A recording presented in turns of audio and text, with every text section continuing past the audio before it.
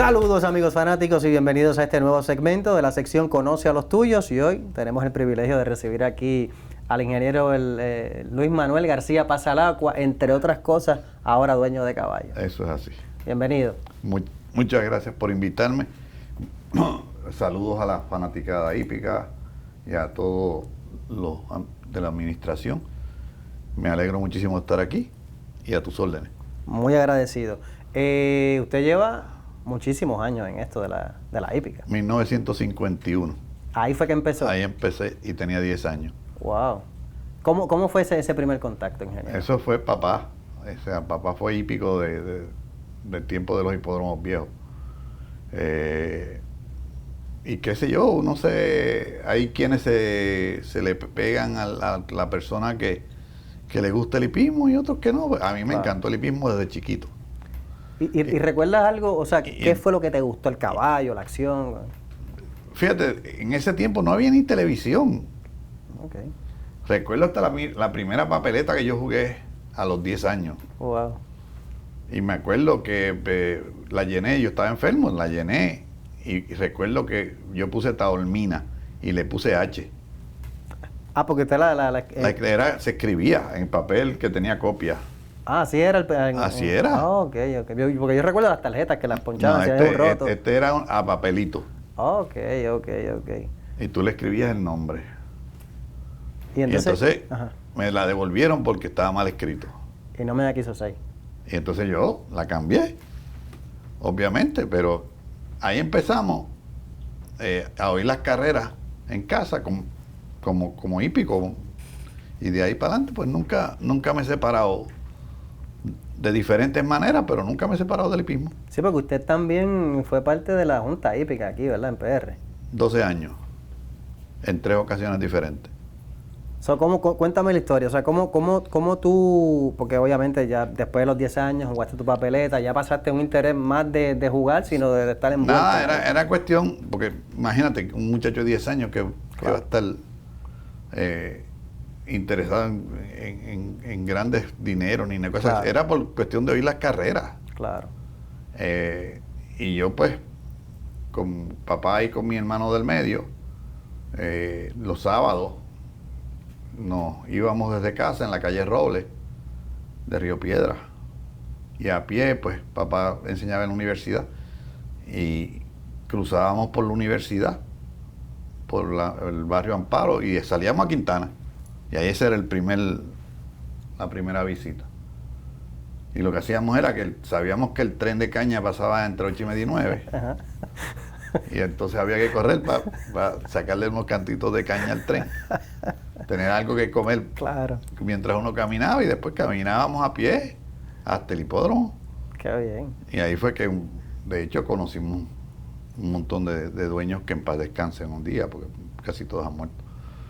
Pero ahí empezamos a ver y a participar de otra forma, de no solo apostar o escribir, sino vivir lo que era el hipismo en esa época.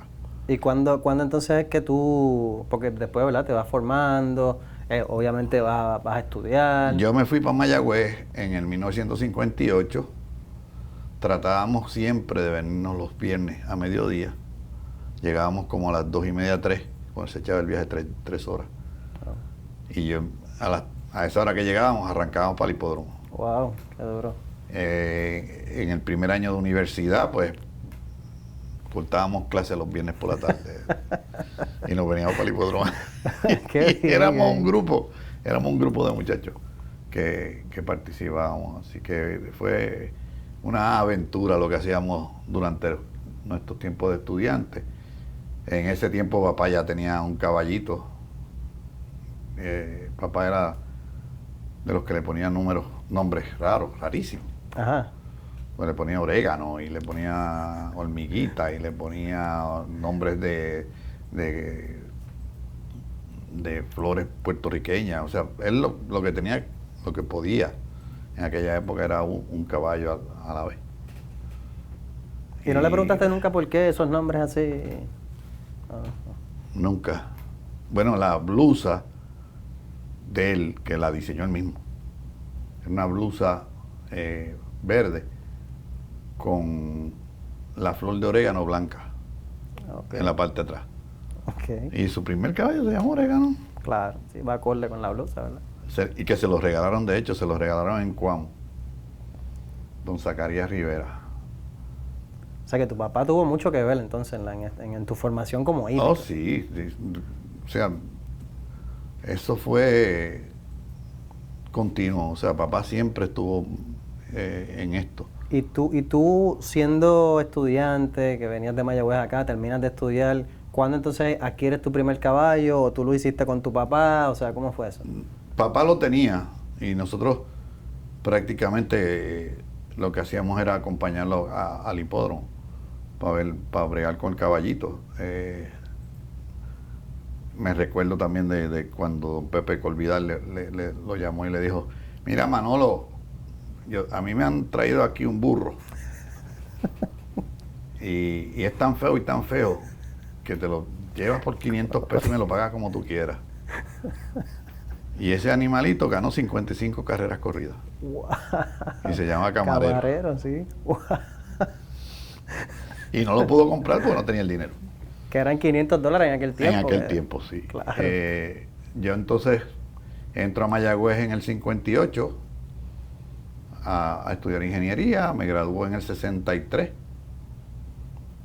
En diciembre 21. Me caso en diciembre 28. Con mi esposa que estuvimos juntos por 63 años. Para descanse. Amén. Y me fui para el ejército el 3 de febrero. O sea, Se fue corridito. Estuve 4 años en el ejército y cuando vine, tan pronto llegué, uno de mis mejores amigos era el hijo de don Víctor Col, que en paz descanse, y compramos entre los dos a Yogo Shine. Ese fue tu primer caballo. Ese fue mi primer caballo mío propio. Claro. Y pues era cojo de las 4 patas. Pero después que entraba en la pista, pues era el titán de la llanura. Y ganamos unas cuantas carreras con él. Y pues de ahí nunca más. ¿Y cómo es que entonces terminan siendo parte de la Junta Hípica? En el 1978.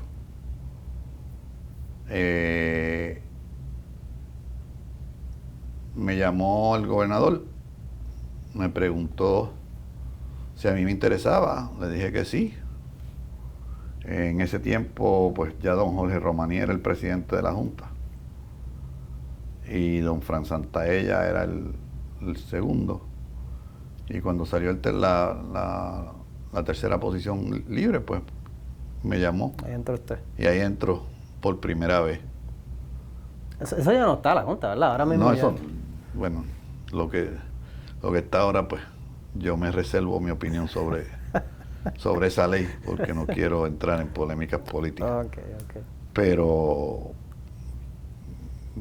lo que está no existe, o sea, la Junta no existe. Pero usted fue presidente de la Junta Hípica, ¿no? En 2 ocasiones, sí, en 2, de las 3 ocasiones, en 2 de ellas. Pues yo recuerdo que claro, la Junta Hípica, para el que no sepa, era básicamente una entidad en la que la gente iba y exponía sus puntos, era como que los que decían. Era el ente, en realidad, el ente rector. Exacto. Del hipismo. Exacto. El administrador, como dice su posición, era el administrador del hipismo. Y entonces la Junta era el foro apelativo. Claro. Y el foro rector en cuanto a interpretaciones de ley o cambios en los reglamentos. Claro. Y sí, mira, era un trabajo intenso, era un trabajo de mucho estudio, de mucha lectura. Pues si tú lo querías hacer bien. Claro. O sea, las referencias que existía en la librería de la Junta sobre todos los asuntos del hipismo, porque la verdad que hasta las cosas más raras del mundo había récords allí. Tú ibas ahí y buscabas y te leías los expedientes y tenías que estudiar, entonces buscabas los expedientes relacionados, buscabas referencia en Estados Unidos, cómo se bregaba con esos Por lo menos ese era el modo en que nosotros bregábamos. Claro. Tuvimos la suerte en mi última participación de que llegamos a tener allí a Cristóbal Méndez, al doctor, dueño de caballo. Sí, el visual. Al licenciado Negrón, hoy juez del Tribunal Superior. Ese era el del JC, ¿verdad? Sí, JC. José Fernández Polo. Oh, Campiña. Estaba yo, perdonando la modestia, y estaba el licenciado García, que también era hípico. O sea, habíamos 4 dueños y conocedores. por haber participado en esto por años. Claro. O sea, si tú vienes a ver, yo creo que Charlie Cupril y yo somos los 2 miembros activos como dueños más viejos que existen hoy día. Y los 2 empezamos con los papás. Sí. Así que yo nunca he tenido la suerte de ganar un trofeo. Él sí lo ha tenido. ¿Un clásico? Un clásico, sí. Y ni siquiera al principio. Nada, nunca. Wow. Pero nada, eso no quita que uno tenga al contrario, ¿verdad? el deseo de seguir. Te motiva, ¿verdad? Eso es así. Pues, y desde entonces hasta hoy día que tengo mi establito y sigo con él. Pero tú sabes que te iba a decir que yo recuerdo que porque para el tiempo en el que usted fue presidente de la Junta Hípica, pues yo tú sabes, era mucho más joven y quizá no estaba tan pendiente como estoy ahora, pero sí recuerdo que usted tenía esa fama de ser una persona bien así como recta, como difícil a veces, como que, chacho, allí, eso era cierto. No te lo niego. Era difícil. Era bien difícil. Yo recuerdo eso, chacho. Bien difícil. Ahí está Luisma y es duro. Pero o sea, no es ser difícil porque no es ser difícil por ser difícil. Es que la ley hípica que existía en esos momentos te exigía ser así. Claro. Y tú no te vas a desviar de una ley que es clara y explícita en lo que dice. Después vino la revisión de la ley que muy bien hizo Severo, Colbert Ramírez, y la hizo mejor que la otra, pero más rígida que. Okay. O sea que volvimos a lo mismo, entonces yo vuelvo de nuevo a la Junta y entro con una ley nueva. La gente creía que yo era, que era malo. demasiado de malo. Claro, pero la realidad es que está la realidad es que lo que hacía era aplicar el reglamento sin variación. Claro. O sea, no, si me decían a mí que un castigo era 5 años, pues era 5 años. Sí, lo que es justo es justo. Lo que es así, es así. Fíjate, yo me imagino que a mí no es el único que me pasa, que piensan que usted es abogado, pero usted no es abogado. ¿O sí? No, la vida enseña. Exacto. O sea, la construcción no es fácil tampoco, que esa era mi profesión. Había que leerse los contratos, había que interpretar los contratos, había que ir a la corte a veces. Fui presidente de la asociación de contratistas por 2 ocasiones. Tenía que ir a los tribunales, tenía que ir a la legislatura. O sea, la vida enseña. Claro. Y entonces, si tú te dedicas en realidad a verdaderamente prepararte en esos casos, como yo me preparaba para los casos de la Junta, pues ya voy con un bagaje de lo de antaño y de lo presente. Claro. Mira, me sorprendió lo que mencionaste, de lo que mencionó de que no había ganado un clásico. Yo de verdad pensé que habían ganado clásico ya. No, nunca. ¿Cómo se llamaba el establo inicial? ¿También así? El Hyde Park. Okay. No, el primero fue el Hyde Park, que era el de papá, que era donde nosotros vivíamos. La urbanización donde vivíamos le puso el nombre. Pero no era orégano. No, ese es el caballo, el primer caballo. Ok. La blusa tenía la blusa tenía el símbolo del orégano. Claro. Porque la finca donde nació el animalito se llamaba el orégano. Ok. En Cuam. Que hoy yo creo que es hasta parte del Potrero Los Llanos. Después el segundo mío, cuando yo llegué, le puse el nombre de la corporación con la que yo trabajaba, que se llama Triangle, y era una blusa roja con un triángulo rojo, con un triángulo blanco en la espalda. Okay. Hasta que entonces regresé del ejército y puse el Stars and Stripes, que lo que es una Es una bandera de Estados Unidos. Una bandera, o sea, un modelo de la bandera de Estados Unidos. Y a pesar de que no ha ganado clásicos, debe haber algún caballo que usted atesore de los que ha tenido su establo. Ay, ¿cuál sería ese? Mira, el primero que yo recuerde y que bendito causó que ninguno de mis hijos volviera al hipismo, ni mi esposa tampoco. Se llamaba Turey, era una potranquita de 2 años. La estábamos preparando para el Puerto Rico Futurity y pues se fracturó llegando a la meta. Oh. Y yo le cogí un cariño enorme a ese animalito. Y después de ese, pues a una que tiene el nombre de mi nieta, que se llama Ana Luisa L. Ana Luisa L. Que es madre, ¿verdad? Ahora, es madre ahora, sí. Que cuando yo me fui cuando a mí me nombraron en la Junta, pues se la regalé a Lucho, que hoy en día es mi entrenador. De esas cosas, a mí nunca me ganó ni una carrera. Y a Lucho le ganó 12 veces. Y le llegó 17 veces segunda. Wow. O sea que, y para mí pues lleva el nombre de mi nieta, por algo es. Y hoy en día pues me ha dado satisfacciones con caballitos que están corriendo, que son hijos de ella. Y esas son las 2 principales. Mencionó que sus hijos tienen 2 y 2. ¿Alguno que le interese en los caballos? Ninguno. ¿En serio? A lo mejor fue por ese incidente. Ninguno.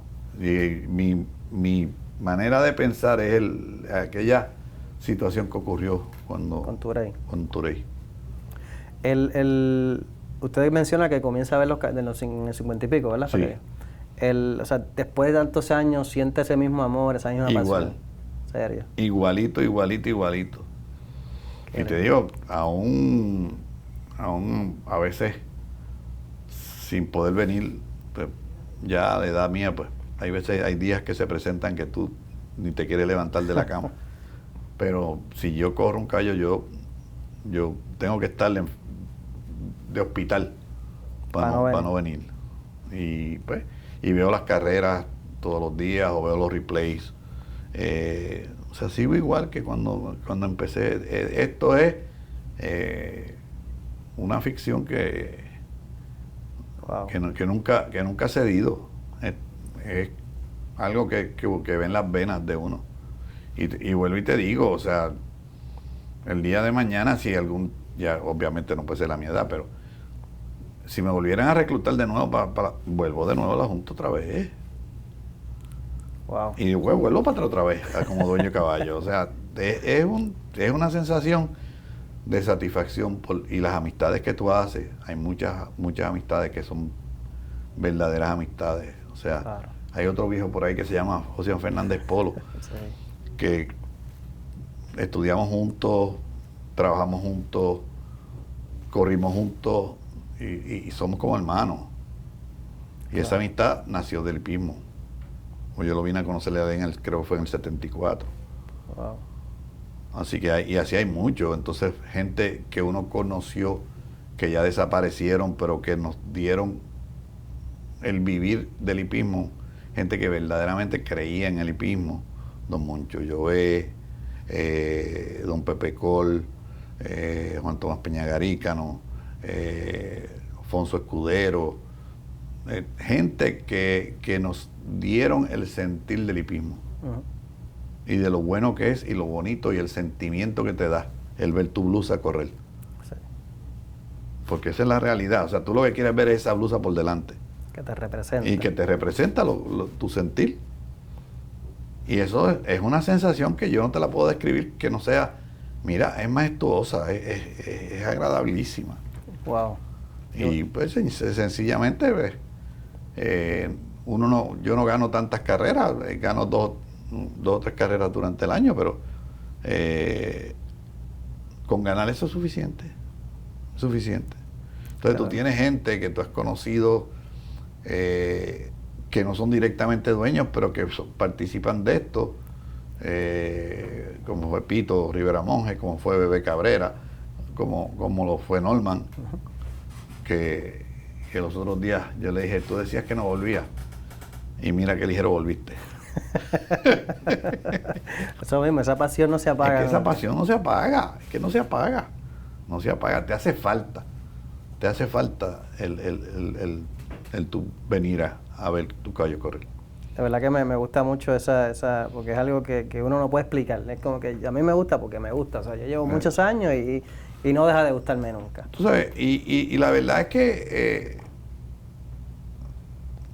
es el deporte más viejo que existe en Puerto Rico. Cuando se empezaban en las carreras de caballos en la calle del Cristo en San Juan. La famosa leyenda de la capilla del Cristo cuando el jinete se va por encima de la baranda. Entonces todo el mundo se creía que se mataba y la novia pues le dedica y le pide al Señor que le salve al novio. Okay. Lo salvó y pusieron la capilla. Y allí está la capilla. O sea, ahí empiezan las carreras la historia de las carreras aquí. Oh, mira qué bien, no sabía eso. Eso.